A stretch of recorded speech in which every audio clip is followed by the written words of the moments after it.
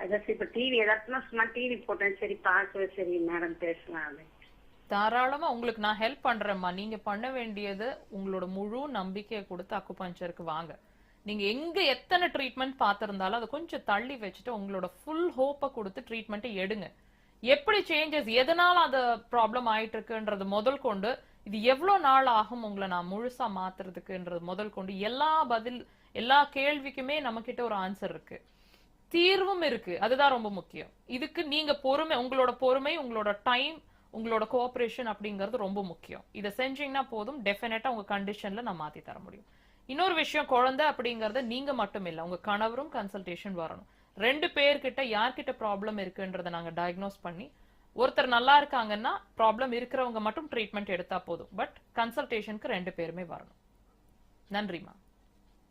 சரி, இப்போ இந்த